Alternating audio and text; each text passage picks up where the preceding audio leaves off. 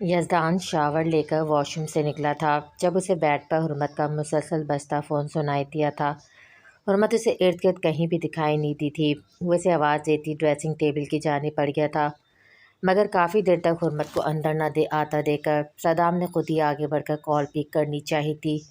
ابھی وہ موبائل اٹھانے کے لیے آگے جھکائی تھا جب حرمت نے جلدی سے آتے اس کے ہاتھ سے موبائل لینا چاہا تھا، مگر اس سے پہلے ہی موبائل یزدان کے ہاتھ میں آ چکا تھا۔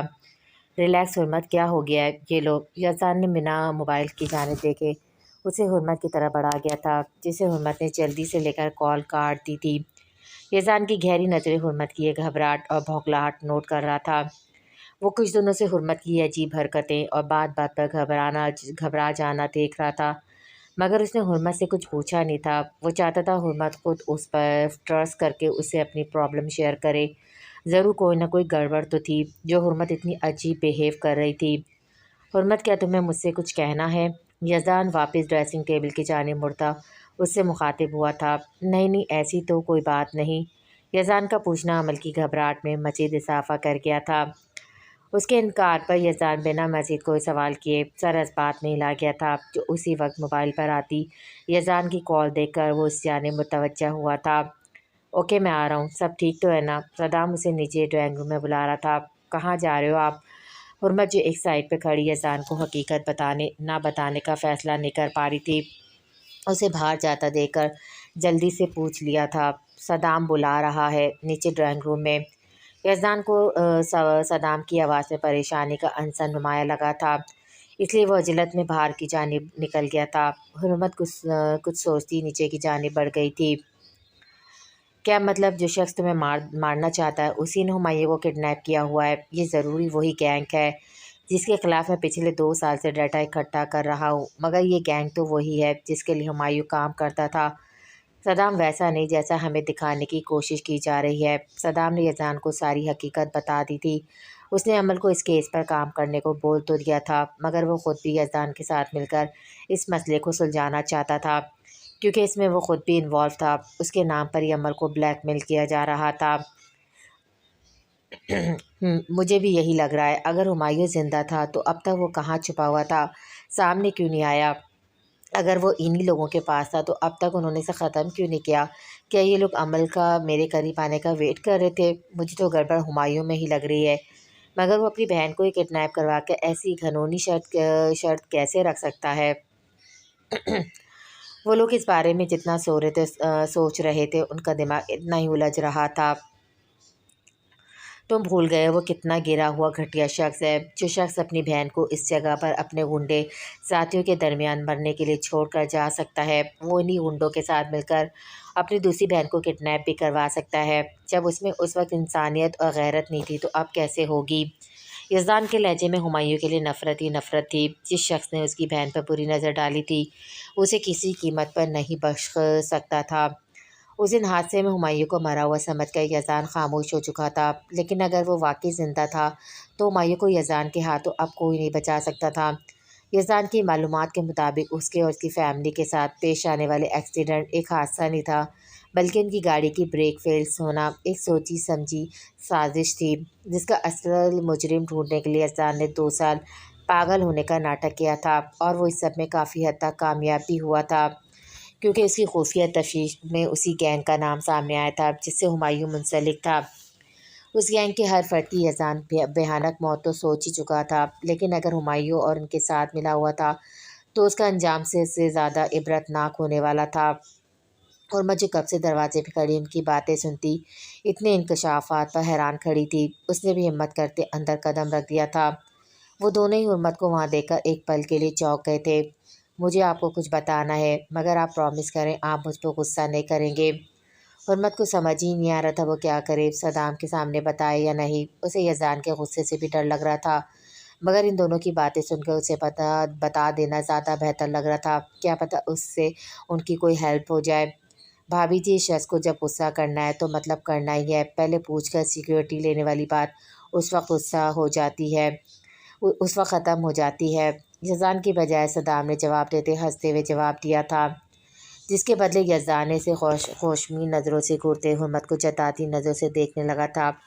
وہ اس وقت تھوڑی کنفیوز سی ڈری سہمی ایسے ریئیکٹ کر رہی تھی جیسے یزدان واقعی کوئی بہت ہی جلاد سخت اپنی بیوی کو ایک لفظ بھی نہ بولنے دینے والا شخص شوہر ہو، جبکہ حقیقت یہ تھی کہ سب پر اپنی چلانے والا یزدان رحمانی پر اس کی بیوی کی چلتی تھی۔ حرمت ریلیکس ہو کر بیٹھ جاؤ اور بتاؤ کیا بات ہے۔ یزدان کو اس وقت تھوڑی گھبرائی سی لگی تھی، اس لیے بنا کوئی اور بات کیے اسے نرمی سے پوچھا تھا۔ حرمت اپنے ہاتھ کی انگلیاں موڑتی انہیں ارسلان حرف ہمایوں کے یونیورسٹی آنے اور بعد میں بھی مسلسل کالز پر دی جانے والی دھمکیوں کے بارے میں بتاتی چلی گئی تھی، جبکہ حرمت کی پوری بات سن کر یزدان چاہنے کے باوجود اپنا غصہ کنٹرول نہیں کر پایا تھا اور ایک زوردار ٹھوکر سامنے پڑے شیشے کے ٹیبل کو رسید کی تھی جو دور جا گرتا چکنا چور ہوا تھا۔ حرمت کو یزدان کے اسی رد عمل کی امید تھی۔ میں نے آپ کو پہلے ہی کہا تھا آپ غصہ نہیں کریں گے۔ حرمت کو صدام کے سامنے یزدان کا ایسے رد عمل بہت برا لگا تھا۔ تو کیا میں اس بات پر غصہ نہ کروں کہ کوئی گھٹیا شخص مسلسل اتنے دنوں سے میری بیوی کو دھمکا رہا ہے اور میری بیوی میرے پوچھنے کے باوجود مجھے کچھ نہیں بتا رہی۔ یزدان کو سب سے زیادہ غصہ اسی بات پہ آ رہا تھا کہ حرمت اتنے دنوں سے ایک ٹارچر سہ رہی تھی، پریشان تھی۔ اوکے آپ کریں غصہ، مجھے آپ سے بات ہی نہیں کرنی۔ صدام بھائی اس دن یونی میں نے چھپ کر اس شخص کی کچھ تصویریں لی تھی اور جس نمبر سے اس کی کالز آتی ہیں وہ نمبر بھی موجود ہے، آپ دیکھ کر موبائل اوپر بھجوا دیجیے گا۔ حرمت اپنی غلطی پر یزدان سے خفی کا اظہار کرتی صدام کو اپنا موبائل تھماتی وہاں سے نکل گئی تھی، جبکہ حرمت کا یہ ناراضگی اور خفی بھرا انداز دیکھ کر یزدان کے ہونٹوں پہ مسکراہٹ بکھیر گئی تھی۔ اس کی بیوی سے ناراض ہو چکی تھی جسے منانا اسے اچھے سے آتا تھا۔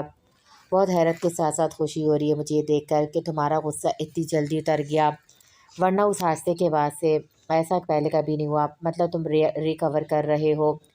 یزدان کو اتنی جلدی ریلیکس ہوتا دیکھ کر صدام بہت خوش ہوا تھا، جس کا اظہار اس نے یزدان کے سامنے کر بھی دیا تھا جو خود کچھ دنوں سے اپنے اندر یہ تبدیلی محسوس کر چکا تھا، اور اس سب کا سہارا جاتا تھا حرمت کے سر۔ دیکھ لو میری بیوی کتنی عقل مند نکلی، کتنی ہوشیاری سے اس بلیک میلر کی تصویر بنا لی، یزدان نے ستائشی لہجے میں کہتے صدام کو تصویریں نکالنے کو کہا تھا۔ او مائی گاڈ، ہمارا شک ٹھیک نکلا، یہ شخص تو ہمایوں ہی ہے۔ تصویر پر نظر پڑتے بے ساختہ صدام کے منہ سے نکلا تھا، ہمایوں اب تو میں تمہیں بالکل نہیں چھوڑوں گا، تم نے اپنے گناہوں میں ایک اور اضافہ کر لیا ہے، بہت کر لیا تم نے پیٹھ پیچھے سے وار، اب میں تمہیں تمہارے بل سے نکال کر ماروں گا۔ یزدان کا بس نہیں چلا تھا اسی وقت ہمایوں اس کے سامنے ہو اور وہ اس کے ٹکڑے ٹکڑے کر دے۔ وہی دوسری طرف صدام کو ایک طرف جہاں یہ سن کر ہمایوں کو ختم کرنے کا دل چاہا تھا، وہیں دوسری طرف اسے عمل کی فکر لاحق ہوئی تھی۔ جب اسے اپنے بھائی کی اصلیت کا پتہ چلے گا تو کیا بیتے گی اس کے دل پر۔ کیا میں اندر آ سکتی ہوں؟ حرمت ہلکا سا دروازہ نوک کرتی حسن رحمانی کی اجازت ملتے اندر داخل ہوئی تھی۔ جب سے وہ آئے تھے حرمت ان سے بات کرنا چاہتی تھی، مگر پہلے ان کے گاؤں جانے اور پھر شادی کی مصروفیات کی وجہ سے ٹائم ہی نہیں مل پایا تھا۔ وہ یزدان سے ناراضگی ظاہر کرتی کمرے میں تو چلی گئی تھی، مگر اسے یزدان کی ٹینشن بھی ہوتی کہیں اس کا غصہ پھر بہت بری طرح بڑھ نہ جائے۔ لیکن ابھی ٹیرس سے ان دونوں کو کسی بات پر مسکراتا باہر جاتا دیکھ کر حرمت مطمئن ہوتی نیچے آ گئی تھی۔ آ جاؤ حرمت بیٹا، آپ کو اجازت لینے کی ضرورت نہیں ہے۔ حسن رحمانی جو کوئی بک پڑھنے میں مصروف تھے حرمت کو خوش دلی سے اندر بلاتے بک بند کر کے سائڈ پر کر گئے تھے۔ آپ اچھے سے جانتے ہیں مجھے سسپینس پسند نہیں، مگر پھر بھی آپ اتنے دنوں سے مجھے سسپینس میں ڈال رکھا ہے۔ حرمت ان کے سامنے کرسی پہ ٹکتی شکوہ کنن لہجے میں بولی۔ حسن رحمانی حرمت کے انداز سے مسکرائے بنا نہ رہ پائے تھے۔ لڑکی یہ تم اپنے سسر سے کیسے بات کر رہی ہو؟ حسن رحمانی نے حرمت کو تنگ کرتے مصنوعی روب جھاڑنا چاہا تھا، مگر مقابل بھی حرمت تھی جو آج تک یزدان رحمانی کے روپ میں نہیں آئی تھی، کسی اور میں کیا آتی۔ میں اس وقت اپنے سسر نہیں اپنے بیسٹ فرینڈ سے بات کر رہی ہوں۔ حرمت بھی انہی کے انداز میں جواب دیتی بولی، اور یہ سچ بھی تھا، ان کی ملاقات ابھی کچھ دن پہلے نہیں ہوئی تھی بلکہ وہ دونوں بہت پہلے سے جانتے تھے۔ حسن رحمانی حرمت کے سائیکالوجی کے پروفیسر سر وسیم کے بہت اچھے دوست تھے اور اکثر ان کی یونیورسٹی بھی آتے رہتے تھے۔ حرمت سے ان کی ملاقات وہیں ہوئی تھی۔ سر وسیم ایک بہت اچھے اسکالر بھی تھے، اکثر بہت سارے سیمینارز میں وہ لیکچر بھی دیتے تھے، جسے دیکھ کر حرمت میں بھی اس چیز کا شوق پیدا ہوا تھا۔ سر وسیم کی قیادت میں ایک بار اس نے بھی سیمینار اٹینڈ کیا تھا اور اپنا فرسٹ لیکچر دیا تھا، جسے پہلی ہی بار میں بہت پذیرائی ملی تھی۔ حرمت کو حسن رحمانی سے مل کر بہت اچھا لگتا تھا، وہ جس محبت و شفقت سے ملتے تھے بے اختیار حرمت کا بھی دل چاہتا تھا کہ کاش اس کے بھی بابا زندہ ہوتے۔ شاید حسن رحمانی اس کی آنکھوں میں یہ محرومی دیکھ چکے تھے، جس کی وجہ سے حرمت کے لیے ان کی شفقت میں مزید اضافہ ہو گیا تھا۔ مگر پھر اچانک نہ جانے کیا ہوا تھا کہ انہوں نے یونیورسٹی آنے کے ساتھ ساتھ سیمینار اٹینڈ کرنا چھوڑ دیا تھا۔ حرمت ان کو بہت یاد کرتی تھی۔ پھر ایک دن اسے سر وسیم سے ان کی فیملی کے ساتھ ہوئے حادثے کا پتہ چلا تھا۔ وہ ان کے اس طرح اچانک غائب ہونے کی وجہ تھی۔ حرمت کو پتہ چلا تھا کہ وہ اپنے پوتے کے ساتھ ہاسپٹل میں ہی ہیں، اس لیے وہ ان سے ملنے وہاں چلی آئی تھی۔ حرمت کو وہ پہلی بار بہت ٹوٹے بکھرے اور مایوس سے لگے تھے۔ اسے ان کے پوتے کا سن کر بہت دکھ ہوا تھا۔ وہ اسے دیکھ تو نہیں پائی تھی کیونکہ اس کا ٹریٹمنٹ چل رہا تھا، مگر اس نے حسن رحمانی کی مدد کرنے کا دل ہی دل میں عزم بنا لیا تھا۔ حسن رحمانی ہمیشہ ان کی یونی کے غریب اسٹوڈنٹ کی مدد کرتے آئے تھے، اس لیے عمل اب ان کی مدد کرنا چاہتی تھی۔ اس نے اپنے پڑھائی سے ٹائم نکالتے بہت سارے اپنے ایسے لیکچرز تیار کیے جو کسی بھی طرح کے حادثے کے شکار زندگی سے مایوس انسان کو زندگی کی جانب واپس موڑ سکتے تھے۔ حرمت کی کھنکتی زندگی سے بھرپور آواز اور اس کا مسکراتا چہرہ اس سب کو مزید پرفیکٹ بنا دیتے تھے۔ حرمت نے وہ ساری ویڈیوز حسن رحمانی کو دی تھی کہ وہ یہ اپنے پوتے کو سنا دیں۔ اس کی اتنی محنت کا کچھ نہ کچھ تو فائدہ ہوگا ہی صحیح۔ جب آفاق کو اس نے ان ویڈیوز کے بارے میں بہت ایکسائٹڈ ہو کر بتایا تھا تو اس کی توقع کے برخلاف آفاق نے اسے سختی سے دوبارہ ایسے کرنے سے منع کر دیا تھا۔ وہ نہیں چاہتا تھا کہ اس کی ہونے والی بیوی کی ویڈیوز کوئی بھی شخص دیکھے، چاہے وہ پاگل ہی کیوں نہ ہو، جس پر پہلے تو تھوڑی ناراضگی دکھاتے مگر پھر جلدی حرمت مان گئی تھی۔ آفاق کی سوچ بے شک دقیانوسی تھی مگر اس کا شک ٹھیک نکلا تھا۔ حسن رحمانی کا وہ پاگل پوتا جس کا نام یزدان رحمانی تھا، اس کے دماغ پہ نہ صرف معصوم سی حرمت کی باتوں نے اثر کیا تھا بلکہ اس کے دل کو بھی یہ لڑکی بھا گئی تھی۔ صبح و شام یزدان کے سامنے حرمت کی ویڈیوز چلتی رہتی اور اس ٹائم میں وہ کسی کو بھی یزدان کے روم میں جانے کی اجازت نہیں تھی۔ اگر کوئی دوائی دینے کی خاطر جانے کی کوشش بھی کرتا تو دروازے سے کسی چیز سے اپنا سر بھروا کر واپس آ جاتے تھے۔ ان ویڈیوز کے ساتھ ساتھ یزدان کی حرمت سے دیوانگی کے بارے میں صرف حسن رحمانی ہی واقف تھے، اور اس بات سے بھی کہ انہی ویڈیوز کی بدولت ہی یزدان 2 سال بعد ہی ٹھیک ہو چکا تھا۔ اس لیے جب صدام نے ان کو حرمت کی تصویر بھیج کر نکاح کے بارے میں پوچھا تھا تو اس سے پہلے انہیں یزدان کی جانب سے ہر حال میں ہاں کرنے اور باقی سب گھر والوں کو منانے کی دھمکی بھی مل چکی تھی۔ حسن رحمانی کے امریکہ چلے جانے کی وجہ سے حرمت کا ان سے رابطہ ختم ہو چکا تھا اور حرمت کب سے اپنی ویڈیوز کے بارے میں بھول ہی چکی تھی اور آفاق کی وجہ سے سیمینار اٹینڈ کرنا بھی۔ حسن رحمانی نے مسکراتے ہوئے حرمت کی ساری کنفیوژن کلیئر کر دی تھی۔ اوہ تو وہ یزدان تھے جن کے لیے میں نے ویڈیوز بنائی تھی۔ حسن رحمانی نے اس کے سامنے 1-2 بار ہی یزدان کا ذکر کیا تھا جو کہ بہت اپنی بلکڑ طبیعت کی وجہ سے بھول چکی تھی۔ نہ ہی شادی کے بعد یہاں کسی نے اس کے سامنے حسن رحمانی کا ذکر کیا تھا وہ کچھ سمجھ پاتی۔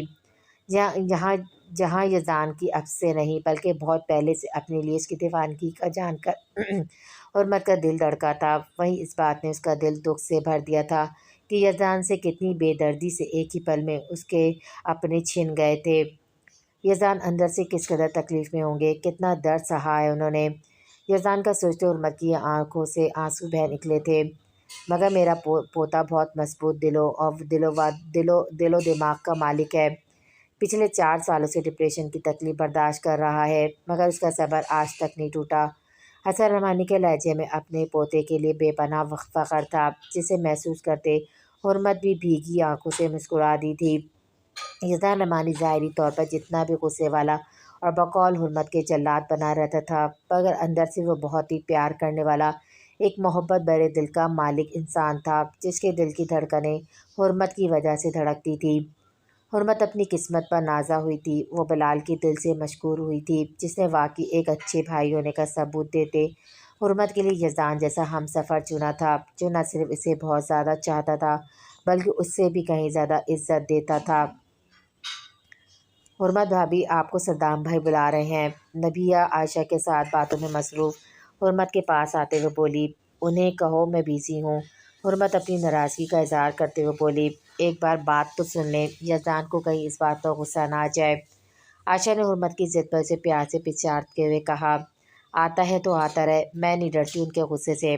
حرمت بہت ہی نڈر بنی اپنے پیچھے کھڑے یزدان کو دیکھ نہیں پائی تھی جسے دیکھ کر عائشہ چپکے سے وہاں سے کھسک چکی تھی۔ بڑے آئے 30 خان، بہت غصہ آتا ہے نا، ابھی میرے غصے سے واقف نہیں ہیں۔ اور میں خود سے ہی بڑبڑاتی کرسی سے اٹھ کر جیسی پلٹی، سامنے یزدان کو کھڑا دیکھ کر ایک لمحے کے لیے ڈر گئی تھی۔ یزدان سینے پہ بازو باندھے خوشمین نظروں سے حرمت کو گھور رہا تھا، جو 2 3 بار اسے پیغام بھجوا چکا تھا، مگر وہ مسلسل انکار کیے جاری تھی۔ حرمت نے کچھ بولنا چاہا تھا، مگر یزدان کے اگلے عمل نے اس کی بولتی بند کر دی تھی۔ اسے بازو میں اٹھا کر رحمانی ہاؤس کی جانب بڑھ گیا تھا۔ حرمت اس طرح سرعام یزدان کی اس حرکت پر حیا سے لال ہوتی مذمت کرنے لگی تھی، مگر یزدان کی گرفت سخت تھی۔ یزدان، یہ کیا حرکت ہے؟ کوئی دیکھ لیتا تو؟ حرمت کا چہرہ اسی خوف سے ٹماٹر کی طرح لال ہو چکا تھا۔ ڈیئر وائف، ابھی تو کوئی تھا نہیں باہر، اگر سب لوگ بھی ہوتے تب بھی نہ تم مجھے روک سکتی ہو، نہ ہی کسی اور میں ایسی کوئی جرت ہے۔ یہ تو تم جانتی ہو میں کتنا بے شرم ہوں، تو پھر پبلک پلیس پر آرام سے میری بات مان لیا کرو، ورنہ تمہاری سے تمہیں پر بھاری پڑتی ہے۔ یزدان کی اس قدر ڈٹائی پر حرمت سے گھور کر رہ گئی تھی۔ مجھے آپ سے بات ہی نہیں کرنی، آپ نے صدام بھائی کے سامنے میری انسلٹ کی ہے۔ حرمت یزدان کے پاس سے ہٹ کر صوفے پہ جا بیٹھی تھی۔ اچھا، تو تمہاری نظر میں وہ انسلٹ تھی؟ یزدان بھی اس کے سامنے بیٹھتے ہوئے بولا، لیکن حرمت نے اس کی بات کا کوئی جواب نہیں دیا تھا۔ میں غصہ ہوا تھا، مگر تم پر نہیں، تمہاری فکر میں، اور خود پر بھی۔ اس دن یونیورسٹی میں ہی میں تمہاری گھبراہٹ نوٹ کر چکا تھا۔ مجھے لگا تم خود کو مجھ سے اپنی پرابلم شیئر کرو گی، اس سب میں لاپرواہی برتنے کی بجائے اسی دن ہی مجھے پتہ لگوا لینا چاہیے تھا۔ تمہیں اتنے دنوں کا ٹارچر تو برداشت نہ کرنا پڑتا۔ I am really sorry. صدا کا بگڑا یزدان رحمانی، جو آج تک معافی مانگنا تو دور، اپنی غلطی بھی بہت مشکل سے تسلیم کرتا تھا، آج نہ صرف غلطی نہ ہوتے ہوئے بھی خود کو قصوروار ٹھہرایا تھا، بلکہ معافی بھی مانگی تھی۔ پہلے شدید ناراضگی کا شکار حرمت کو یزدان کا معافی مانگنا بالکل بھی پسند نہیں آیا تھا۔ آئی ایم سوری، غلطی میری ہے، مجھے پہلے ہی دن ہی آپ کو بتا دینا چاہیے تھا۔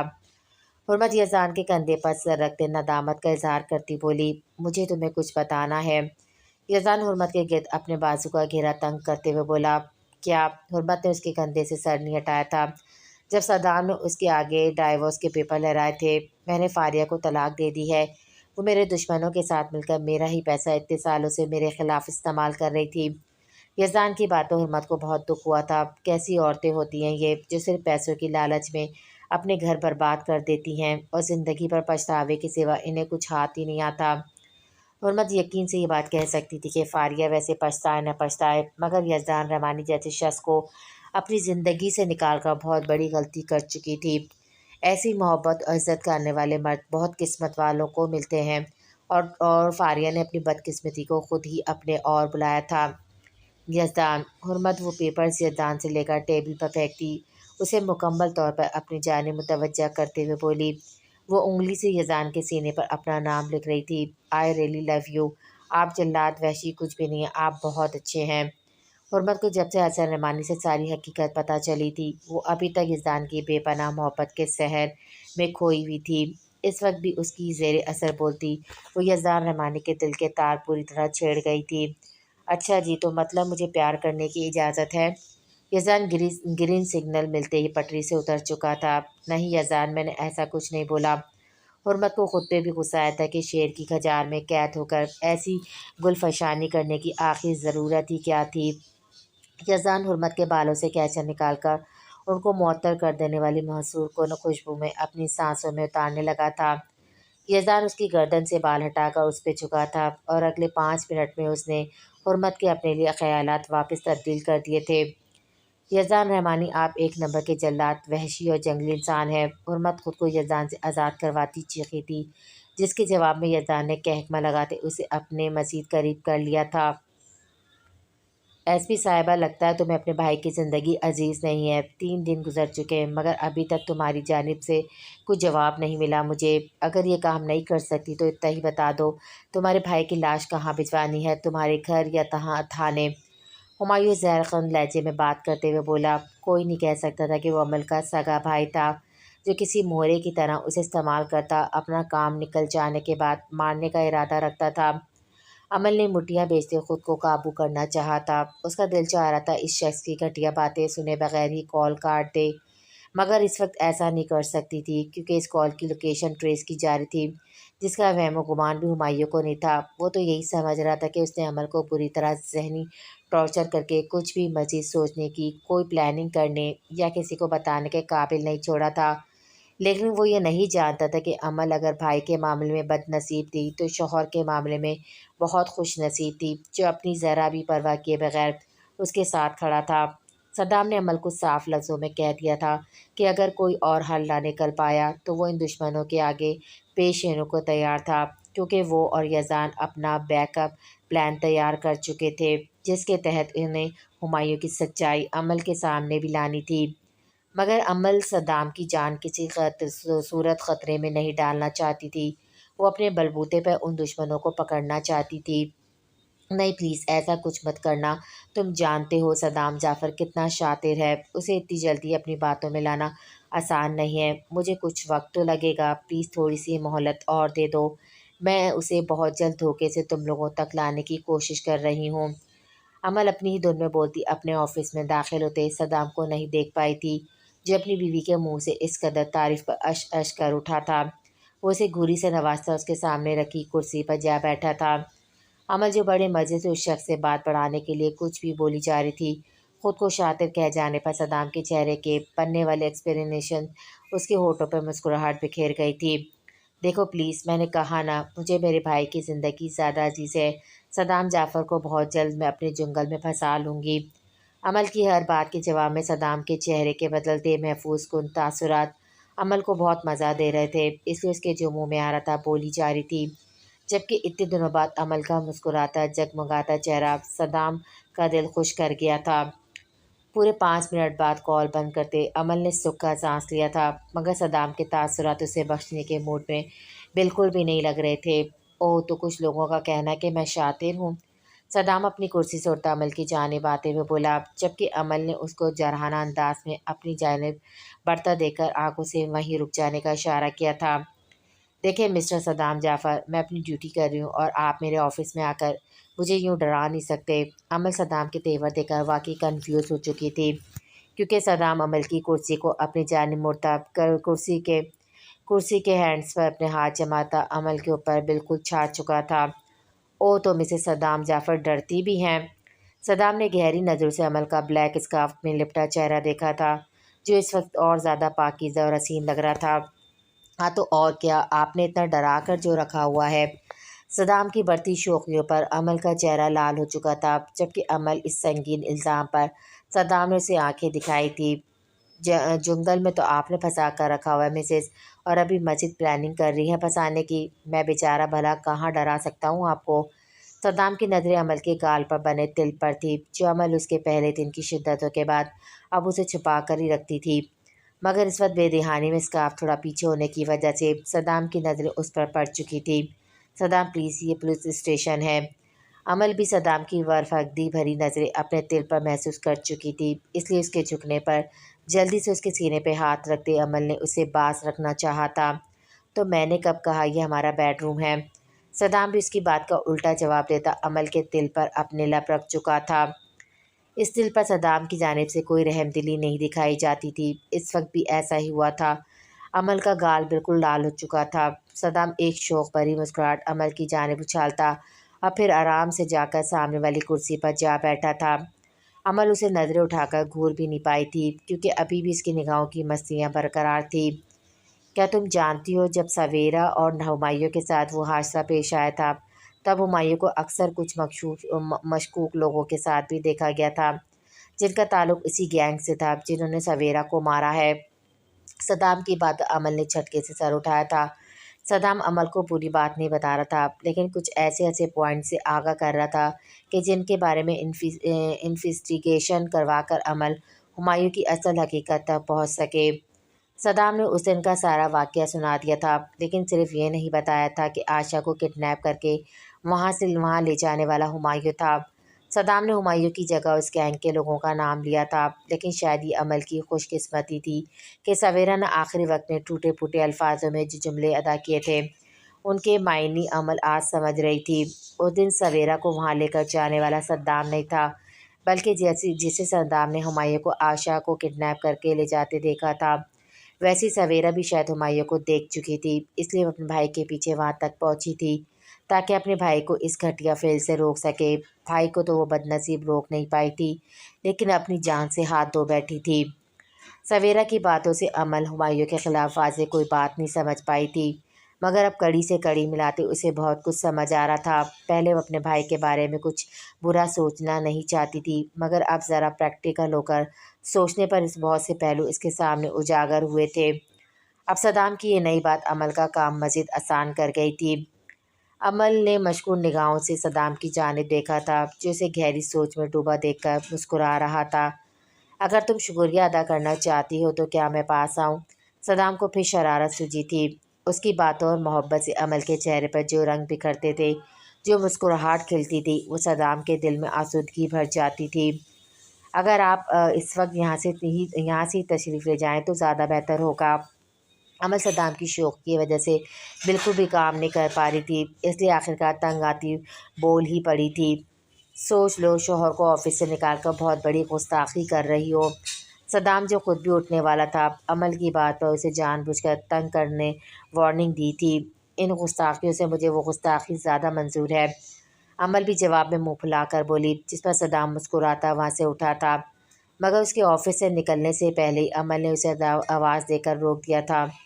کیا ہوا؟ صدام نے پلٹ کر عمل کی جانب دیکھا، جو اپنی کرسی سے اٹھتی صدام کی جانب آ رہی تھی۔ Thanks for every thing. عمل صدام کے کندھوں پہ ہاتھ رکھ کر اوپر ہوتے اس کی ڈھوڑی پر ہونٹ رکھتے مسکرائی تھی۔ مائی پلیجر مائی لیڈی۔ صدام نے بھی عمل کا ماتھا چومتے محبت سے جواب دیا تھا۔ عمل صدام کو یہاں سے بھیجنا بھی چاہتی تھی، مگر نہ جانے کیوں اس کا دل گھبرا بھی رہا تھا۔ تم یہاں کیا کر رہے ہو؟ حرمت ابھی ابھی کلاس لے کر نکلی تھی، جب سامنے کھڑے آفاق کو دیکھ کر اس نے نخوت سے پوچھا تھا۔ اپنی لالچی نیت دکھانے کے بعد آفاق آج اس کے سامنے آیا تھا۔ حرمت جلدی سے میرے ساتھ چلو، بلال بھائی پر نہ جانے کس نے حملہ کر دیا ہے، انہیں گولیاں لگی ہیں، ان کی حالت بہت سخت خراب ہے۔ آفاق کے چہرے سے پریشانی جھلک رہی تھی، جبکہ اس کے الفاظ پر حرمت نے بہت مشکل سے خود کو لڑکھڑانے سے بچایا تھا۔ یزدان نے اس سے وعدہ کیا تھا کہ وہ اس کے بھائی کو کچھ نہیں ہونے دے گا، تو پھر یہ سب کیوں اور کیسے ہوا تھا؟ حرمت نے آفاق کی بات پر یقین کرنے سے پہلے یزدان کا نمبر ملایا تھا، جس کو بزی جاتا دیکھ کر حرمت کی پریشانی میں مزید اضافہ ہوا تھا۔